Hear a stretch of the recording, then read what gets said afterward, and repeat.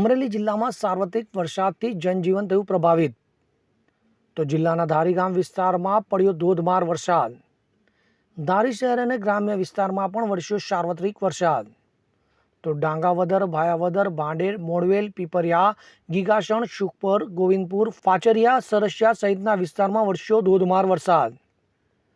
તો ભારે વરસાદને પગલે ધારી ખોડિયાર ડેમમાં થઈ નવા નીરની આવક. હવે જુઓ દેશ દુનિયાની તમામ ખબરો તમારી આંગળીના ટેરવે. ઉઠાવો મોબાઈલ અને ગૂગલ પ્લે સ્ટોર પરથી ડાઉનલોડ કરો અમારી CN24 ન્યૂઝ મોબાઈલ એપ.